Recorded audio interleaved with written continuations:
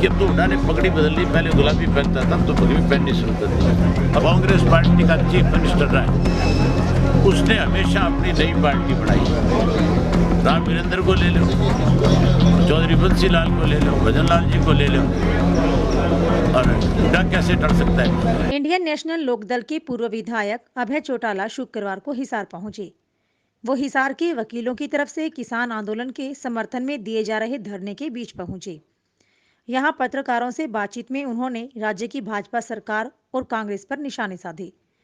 खास बात ये रही कि वो भाजपा पर कम, कांग्रेस पर अधिक बरसे। इससे भी ज्यादा पूर्व मुख्यमंत्री भूपेंद्र सिंह हुड्डा उनके निशाने पर अधिक रहे। अभय चौटाला ने तो यह तक कह दिया कि जल्द ही हुड्डा कांग्रेस छोड़ देंगे। अब तो उन्होंने गुलाबी पगड़ी की बजाय भगवा पगड़ी पहन ली है।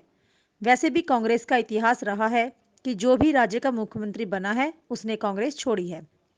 उन्होंने कहा कि हुड्डा तो हमेशा से ही भाजपा के एजेंट के तौर पर काम करते रहे हैं।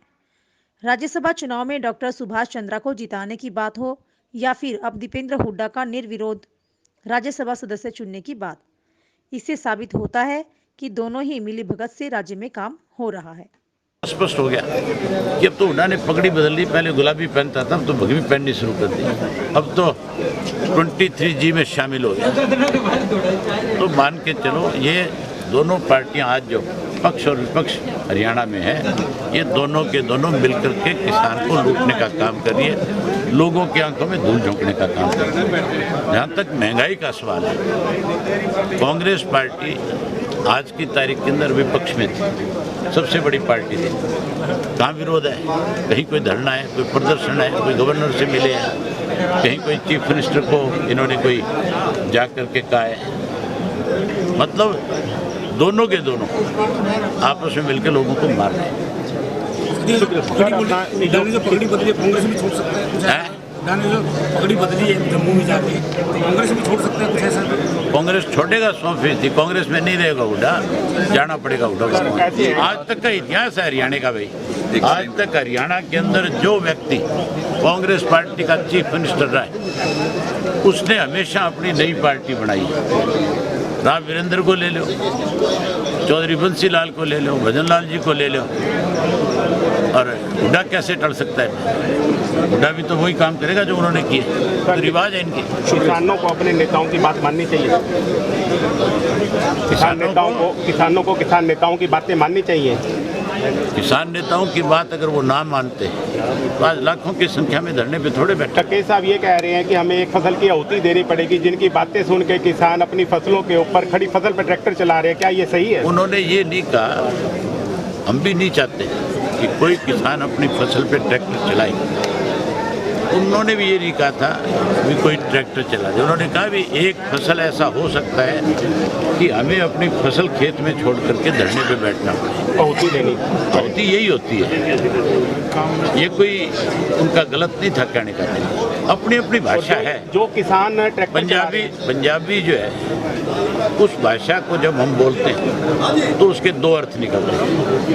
आप तो पंजाबी हो, आपको तो इस बात का अंदाजा है। जो पंजाबी के दो अर्थ निकलेंगे तो फिर यूपी की भाषा के भी दो निकल सकते हैं। हरियाणवी है जो ठेठ मारता जाए, वो एक ही है। अभय चौटाला ने कहा कि कृषि कानून तो कांग्रेस ने ही बनाए थे, तब भाजपा ने कांग्रेस का विरोध किया था और अब इन्हें लागू भाजपा ने किया है, तो कांग्रेस इसका विरोध कर रही है। इसलिए उन्हें नहीं लगता कि विधानसभा में अविश्वास प्रस्ताव आएगा। कांग्रेस अब विधानसभा में शोर मचाने का खेल करेगी, जिससे किसानों के मुद्दों पर चर्चा भी नहीं हो पाएगी। अभय चौटाला ने सरकार से मांग की कि जल्द से जल्द तीनों कृषि कानूनों को रद्द करके इसे पूरे देश में लागू किया जाए।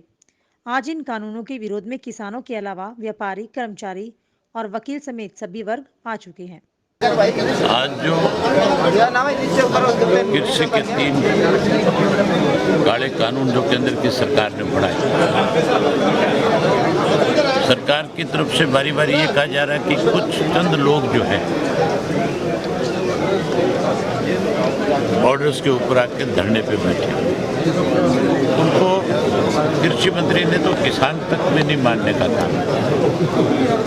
लेकिन आज पूरे देश का केवल किसान नहीं, किसान तो लगातार इस बात को लेकर के मांग कर ही रहे हैं कि ये तीनों कानून वापस लिए जाएं और एमएसपी का कानून बनाया जाए जिसे पूरे देश में लागू किया जाए। उसके बावजूद आज इस आंदोलन के साथ व्यापारी भी जुड़ा हुआ है, कर्मचारी भी जुड़ा हुआ है। आज इस आंदोलन के साथ जो है वकील जो है वो भी लगातार, चाहे वो सुप्रीम कोर्ट में प्रैक्टिस कर रहा है, चाहे वो हाई कोर्ट में कर रहा है, चाहे वो डिस्ट्रिक्ट कोर्ट में कर रहा है और चाहे वो कोई सब डिवीज़न पे कर रहा है, वो भी लगातार अपने तरीके से इसका समर्थन कर रहे हैं, धरना दे करके सरकार से रोज़ डिमांड कर रहे हैं। और मुझे लगता है कि जिस तरह से अलग अलग दिवस मनाए जाते हैं, कभी किसान दिवस मनाया गया, कभी अभी महिला दिवस आज, उसके लिए बधाई देती है।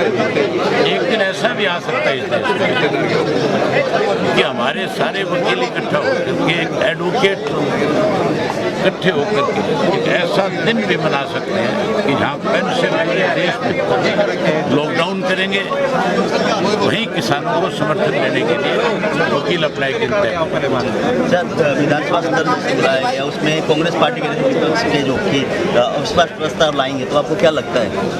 मुझे नहीं लगता कि कोई अविश्वास प्रस्ताव आएगा। अविश्वास प्रस्ताव के नाम के ऊपर कांग्रेस जो है इन किसान के इशू पे उनको कोई बात ना कहनी पड़े, इसके लिए शोर मचाएंगे और शोर मचा करके हाउस को एडजॉर्न करवाएंगे। उसके बाद दोबारा जब हाउस चलेगा तो फिर बेल में जाएंगे और फिर बेल से जा करके नेम होकर के कांग्रेसी बाहर आएंगे, क्योंकि कांग्रेस ने खुद इन बिलों को बनाने का काम किया था। ड्राफ्ट कांग्रेस का किया हुआ है, बीजेपी ने इसको लागू किया। पहले जब कांग्रेस इसको बिल के रूप में लेकर के आई तब बीजेपी ने विरोध किया। आज बीजेपी लेकर के आई है तो कांग्रेस ही अपने आप को देश के किसान के सामने उनका समर्थक दिखाने की कोशिश में है।